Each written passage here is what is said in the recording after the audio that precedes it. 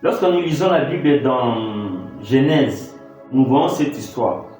Lorsque Lot a caché les anges qui étaient venus dans sa maison et que lorsque les habitants de Sodome et Gomorrhe sont venus chez lui, en fait, il demandait à ces gens-là qu'ils puissent sortir, qu'ils puissent s'essuyer avec eux.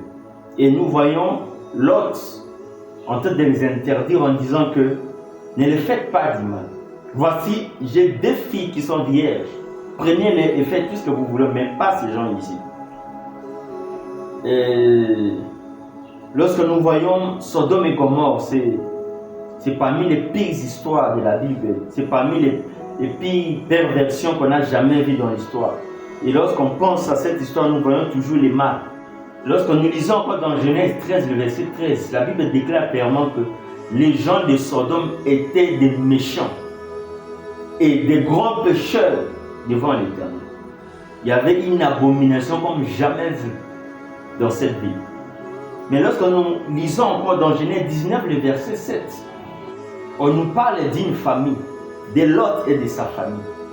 Lot avait 2 filles qui n'avaient point connu d'homme. Dans cette même ville de perversion, dans cette même ville d'abomination à Sodome, mais Lot avait 2 filles qui étaient vierges. C'est inimaginable que dans cette ville-là où des choses horribles se passaient, la Bible les qualifie très bien dans Genèse 13 que ce sont des grands pécheurs. Ils commettaient des grands péchés devant l'Éternel, selon ces versets. Et dans cet état de perversion, dans cette ville, c'est bizarre qu'on puisse trouver certaines filles qui se sont encore conservées vierges. Et lorsque je réfléchis, et ça me pousse à dire que c'est possible de vivre dans une société là où il y a la perversion, là où il y a l'abomination, mais de se distinguer.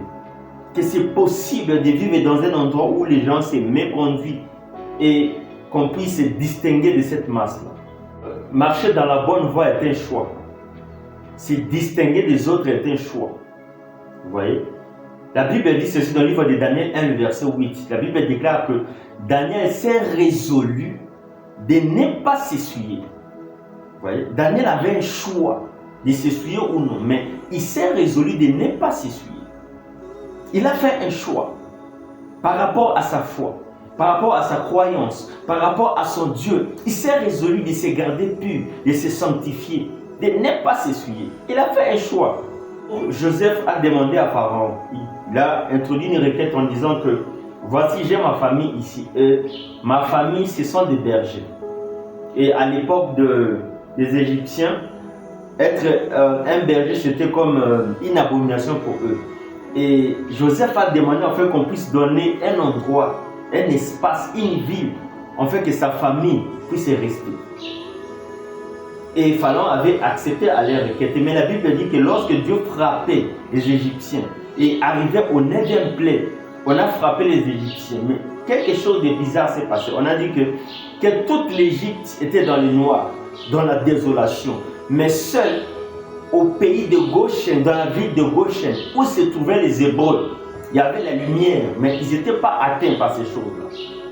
Ils habitaient tous en Égypte, mais il y avait une portion de terre, une ville qui n'était pas frappée. Et là, il n'y avait pas les ténèbres, il y avait la lumière. Juste cette partie-là, il y avait la lumière. Donc, il y avait une distinction dans la masse. Lorsque nous parlons de Sodome, de Gomorrhe, de l'Égypte, en fait, prophétiquement, c'est l'image du monde. Ce monde qui est perdu, ce monde qui est dans la désolation, qui est dans la perdition. Ce monde qui marche dans des abominations. Voilà l'Égypte. Voilà Sodome et Gomorrhe. Mais ce n'est pas pour dire que comme nous vivons dans Sodome et Gomorrhe, que nous devons absolument vivre aussi dans l'abomination comme eux. Non. Ce n'est pas pour dire que comme nous vivons en Égypte, comme l'Égypte fait noir, que nous aussi nous pouvons vivre dans le noir. Non. Non, ce n'est pas ça. C'est possible de vivre dans ce genre de vie-là et se distinguer. Non. On n'est pas obligé. Le salut est individuel. C'est ça la réalité. Romains 12, le verset 2. J'aime beaucoup plus la version français courant. Français courant, il dit que ne vous conformez pas aux habitudes de ce monde, mais laissez Dieu vous transformer et vous donner de l'intelligence nouvelle. Vous voyez, donc en fait, il nous interdit d'être comme tout le monde. Dans certaines versions, on dit ne vous conformez pas, ne soyez pas dans le même moule que tout le monde. On nous demande de nous distinguer des autres, de nous distinguer du monde, de nous distinguer de la masse, de nous distinguer de la foule. Parce que si ce n'était pas possible, Dieu n'allait pas nous le demander. Si c'est le cas, donc ça veut dire que c'est possible de se démarquer dans la foule. C'est parce que le monde a son propre système, a sa propre forme, a sa moule, a sa manière de vivre. Et nous ne devons pas être comme ça. Ça, c'est Dieu qui nous l'interdit formellement. Lorsque nous lisons dans Jacques 4, verset 4, Jacques dit que ne servez-vous pas qu'en étant amis du monde, on sera ennemi de Dieu. Celui qui se fait ami du monde sera ennemi de Dieu. C'est clair. C'est clair. Et lorsque nous parlons du monde, c'est quoi le monde? Le monde, c'est la mode. C'est la tendance, la culture, la musique, la célébrité, la liberté, la sexualité, l'extravagance, toutes ces choses. La Bible dit que lorsqu'on se fera ami de ces choses-là, nous serons automatiquement déclarés ennemis de Dieu. L'amour de ces choses-là nous amènera à être ennemis de Dieu. L'époux sera bientôt là, en fait de venir prendre sa promesse. Jésus revient bientôt. Mais quel genre de promesse que Jésus va prendre?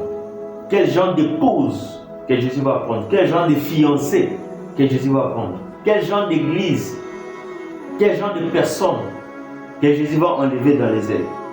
Comme la Bible dit dans Apocalypse 1, verset 7. Ça sera seulement celle-là qui s'est distinguée des autres. Ça sera seulement celle-là qui s'est distinguée de la foule. Celle-là qui n'a pas souillé sa robe comme tout le monde. Celle-là qui ne s'est pas livrée aux abominations de Sodome et Gomorrhe. Celle-là qui ne vit pas dans les ténèbres de l'Égypte. Ça sera celle-là qui sera digne à être enlevée. En fait, de rencontrer l'époux dans les airs pour aller à la noce. Ça sera seulement cette épouse-là qui sera digne d'être enlevée.